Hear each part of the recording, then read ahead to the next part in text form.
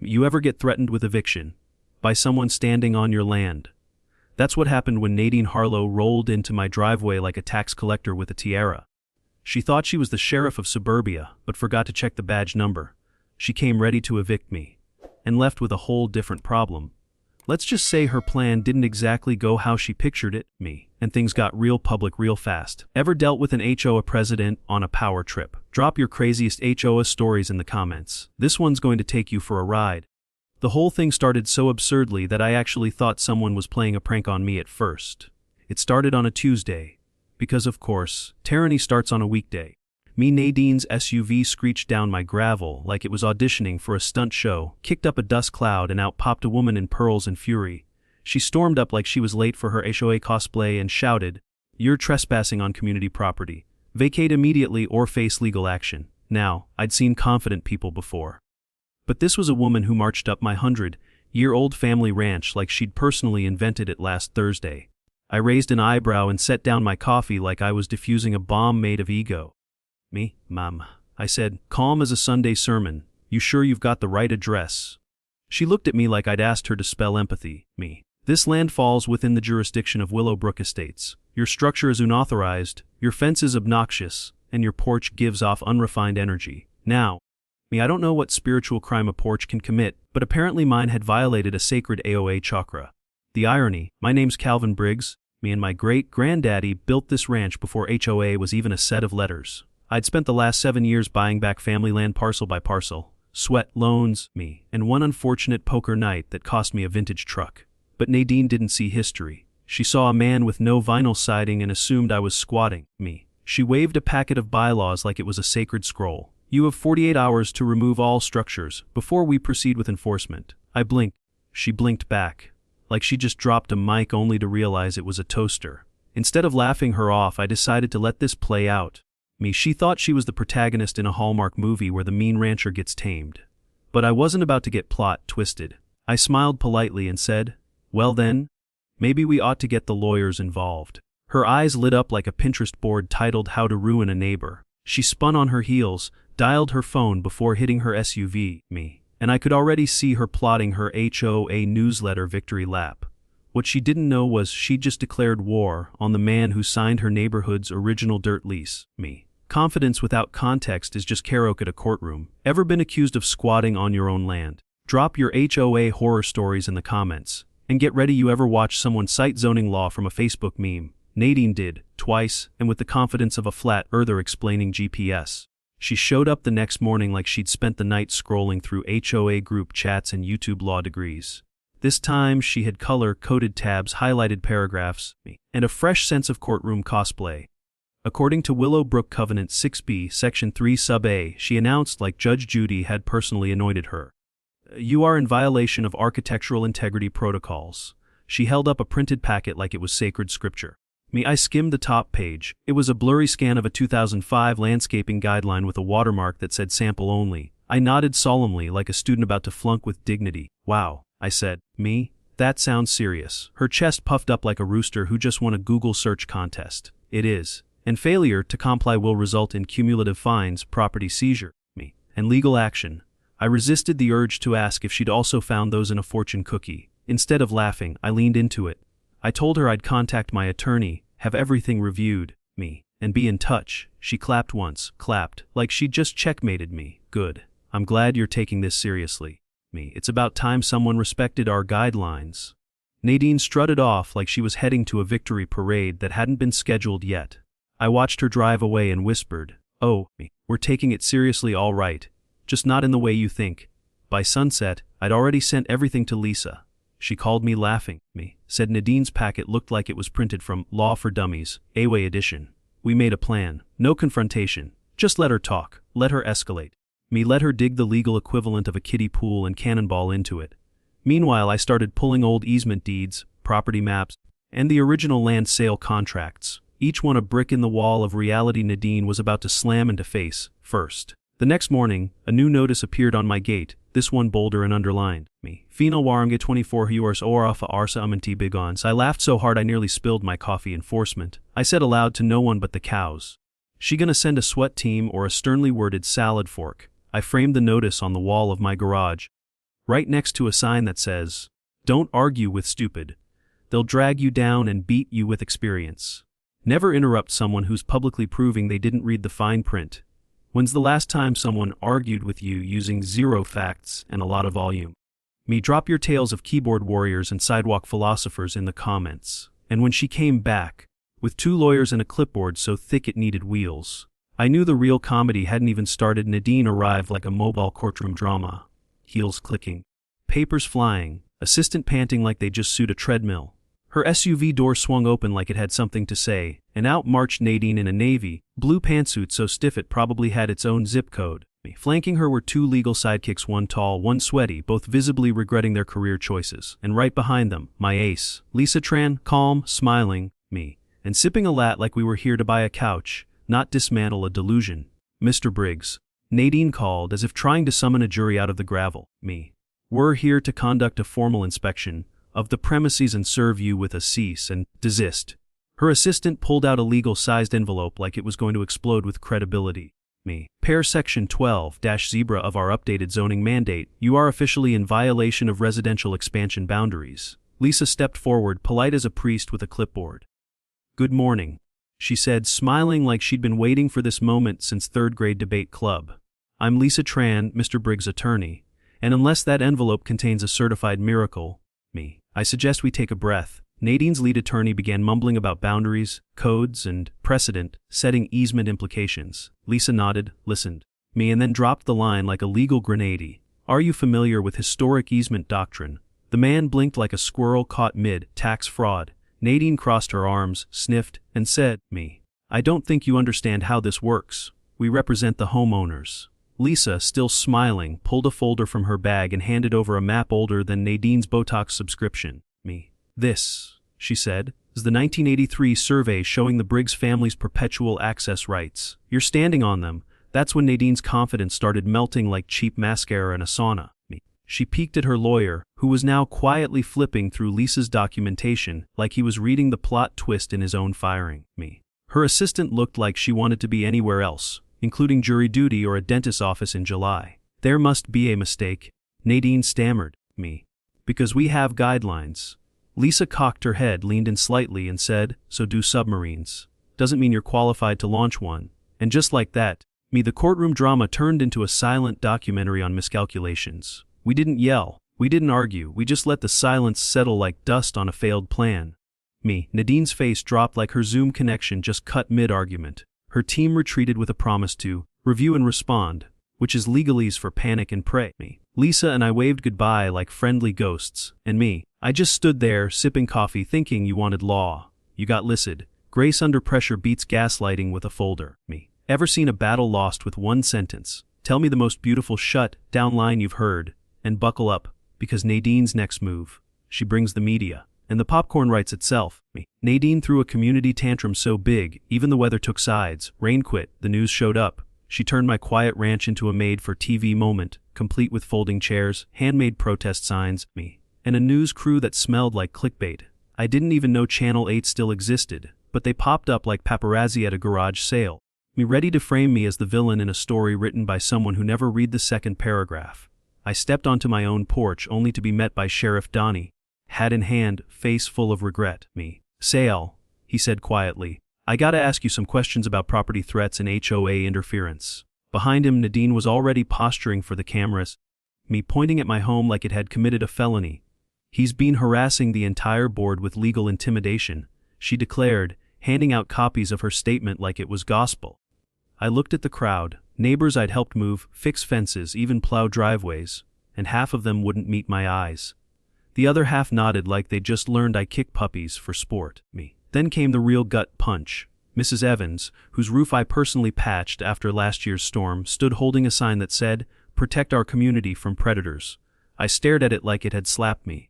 Predators. I mow her lawn every 3rd Thursday. Nadine had spun a narrative so clean, so dramatic, she might as well have added theme music. She wasn't defending policy, she was building a pageant. "This man thinks he's above the law," she yelled to the cameras, but the HOA was created to keep people like him in check. Lisa stood by me, unreadable, holding a folder thick enough to block bullets.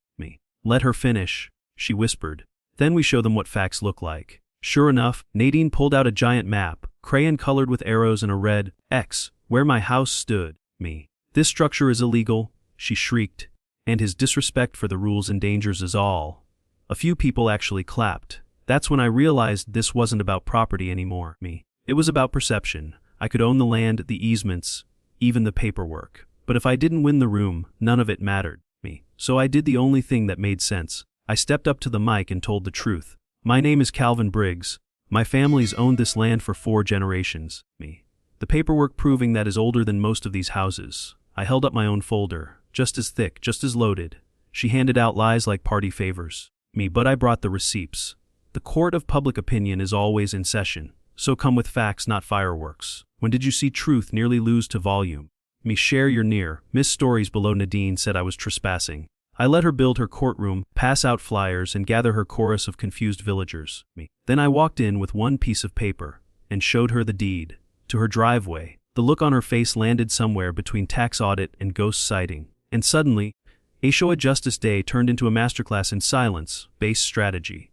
I'd like to enter this into the record, I said calmly, handing Sheriff Donnie a notarized copy of the original Carter family land title. Me. Easement maps and full development contracts. He squinted, then blinked. Then muttered, well, I'll be loud enough for 2 cameras to catch it. Nadine leaned forward like she was waiting for a gotcha. Me. But what she got was geography. You're standing on Briggs' land, I told her. Made every home in this neighborhood connects through it. You could feel the oxygen leave the room like someone hit a vacuum switch. Lisa, still unfazed, flipped to the second page. Me. These are perpetual access rights for water utilities and transport, she added, meaning the entire HOA would need Mr. Me Briggs' permission to host this very meeting. Nadine's jaw did a slow-motion descent. Her lawyers began rustling papers like panicked squirrels trying to find where the floor went. One even whispered, "You didn't tell us he owned the roads." Nadine snapped, "I thought that was just a technicality." Lisa looked up, smiling like she'd just won a bet. "Me, technicalities don't come with asphalt." I turned toward the crowd.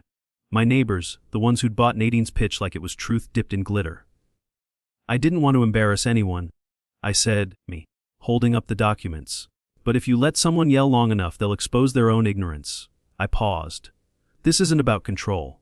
It's about context. And the context is, this AOA is built on borrowed land. Mine." You could almost hear the HOA banners being quietly folded in people's heads. The best part, Nadine tried to recover. "You may own the roads, but you still can't break our guidelines." Lisa stepped in before I could respond. "Actually, as majority easement holder, Briggs can legally withdraw access if the HOA abuses enforcement power." Nadine stuttered. You wouldn't do that." I smiled. "You're right, I believe in community, but I also believe in boundaries. Especially the ones that come with deeds." The room exhaled. The HOA board began looking at each other like passengers realizing the pilot had been using Google Maps the whole time. She didn't lose the argument. She lost the ZIP code. Silence isn't surrender, it's staging. If you had the mic and the proof, what would you say to your HOA Karen? While Nadine weaponized rules, I bought the entire subdivision, quietly. I now owned the HOA, and her mailbox. See, while she was out there flinging code violations like confetti at a guilt parade, I was making one little real estate transaction after another. She thought she was fighting a stubborn rancher. She was arguing with the landlord of her Col D sack, and she brought a clipboard to a chess match. The moment came right after she shouted, "You can't just rewrite the rules!" With the same energy as someone trying to return expired yogurt. I calmly opened one last folder, thinner than the others, but it landed like a gavel. "This is the purchase agreement," I said.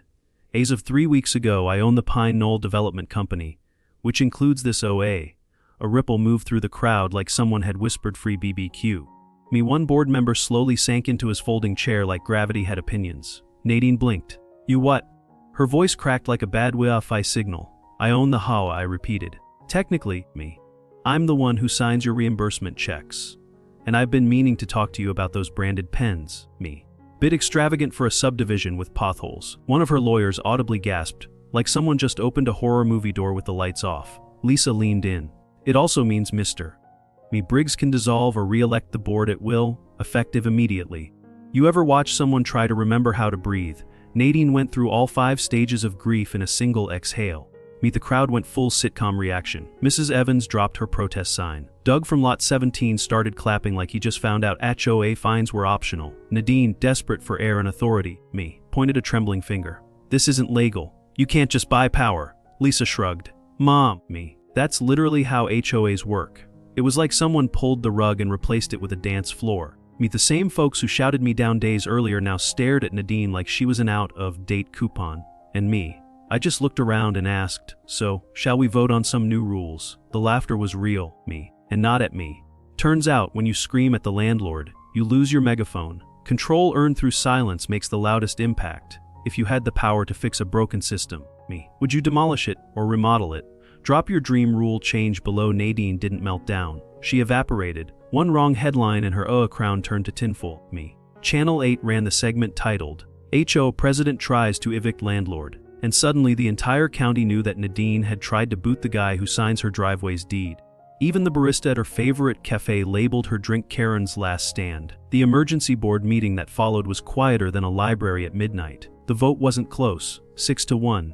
Nadine was out, and even the no vote was her cousin, who muttered, I thought we were just printing newsletters. She sat there like a dethroned prom queen, staring at the paperwork like it had teeth. This is illegal, she whispered. Lisa gently tapped her gavel. It's not, but thank you for your consistency. That's when I did something nobody expected, including myself, I'm not here to ruin anyone's life, I said. Just the paperwork ruining everyone else's. I turned to Nadine, who looked like she'd been ghosted by authority itself. You still care about the community, don't you? She nodded slowly, unsure if it was a trick. Then you can stay involved as a liaison. No voting, no fines. But you listen, you learn. You help. I watched her process it like a robot rebooting. You'd let me do that? She asked. I wouldn't let you, I replied. I'd invite you. She didn't respond, but something shifted. Her shoulders dropped, her face softened. It was like watching someone take off armor they forgot they were wearing.